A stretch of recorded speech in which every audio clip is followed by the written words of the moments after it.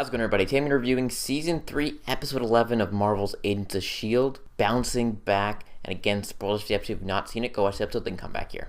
So S.H.I.E.L.D. is finally back, and I was hoping for them to kick off with a great episode. And this was a good episode. It was a solid episode, but it wasn't outstanding. It felt, S.H.I.E.L.D.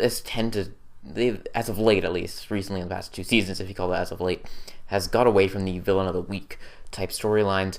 And this one kind of felt like that. With the whole Colombian storyline with Yoyo and stuff. There were some cool moments in it, don't get me wrong, but I was expecting a more further continuation of the storyline, so it definitely was a setup, and maybe just because my expectations were really high, but it didn't quite hit it out of the park the way I really wanted it to, but it was solid nonetheless. We start off with a flash forward of 3 months. So first I'm like, flash forward 3 months, that's probably after Civil War, so it could be some sort of crossover thing. But it didn't seem very connected to Civil War at all. It was a spaceship or pod, I'm trying to remember correctly, floating backwards, and you see some blood, and then you see the S.H.I.E.L.D. logo and an explosion, or I believe there was one. And so, I don't know what to think about it quite yet. I don't know how connected it was into this week's episode. It might have been, I think someone said there was a reference of like a cross in that thing as well.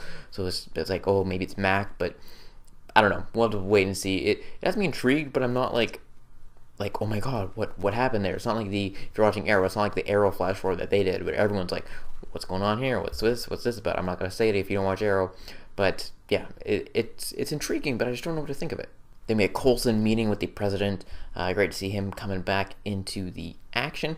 And basically, he lays down the law saying, hey, like, S.H.I.E.L.D.'s going to remain underground. The front is going to be the ATCU. And I'm going to appoint someone to run it.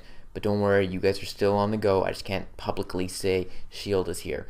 So it's great to see that, and it kind of clarifies where S.H.I.E.L.D. stands in the government ranking, if you want to call it that. And at the very end of the episode, we find out who exactly is running the ATCU, and it will be none other than Talbot, so that's going to create some more conflict, just because him and Coulson just did not quite get along too well. So, as he said, I can't remember the exact word, but he was like, I got to deal with this now. But, so that should create some conflict down the line. Then we get Ward, or as he's now known as Hive. It's going to be tough you've seen for like 2.5 seasons as Ward. Anyways, he's all just trying to recuperate and get his bearings. He's catching up on all the news, and eating some meat. And basically, by the end of the episode, it seems like he might have killed the other guy. Who knows? But he's slowly getting his powers back, and I'm curious how S.H.I.E.L.D.'s reaction is going to be once he comes into the whole fold. And you got Yoyo down in Colombia, and you think she's kind of bad at the very beginning, but turns out she's not. She's trying to take these weapons away because the police are corrupt, basically. And so it was a very, I don't want to say predictable storyline, but like it was pretty by the numbers storyline that you've seen in a lot of other movies. But I think it worked for this episode in many ways.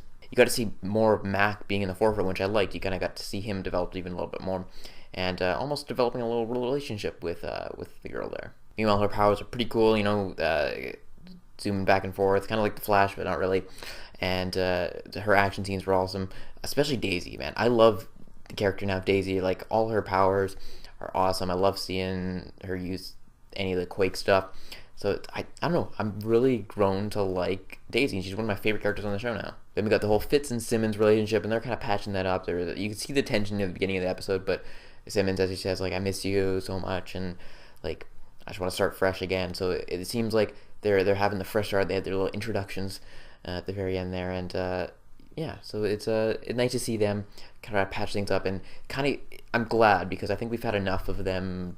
Do I like you? Do I not like you? So hopefully we can move forward from here on out. Overall, it was a solid episode. I'm curious to see what's going to happen next week. Hopefully we'll get more of the whole Ward Malik stuff, and see that all unfold, as Malik's company is kind of going down in the dirt. So and he's nowhere to be seen because he's dealing with his other stuff. But yeah, I want to see more of the Ward stuff. I want to see more of Daisy's powers because they're awesome to see, and that's about it. So let me know your thoughts on the episode in the comment section below. Again, be sure to like this video and subscribe to my channel for more videos each and every week. That is it, and I will talk to y'all later.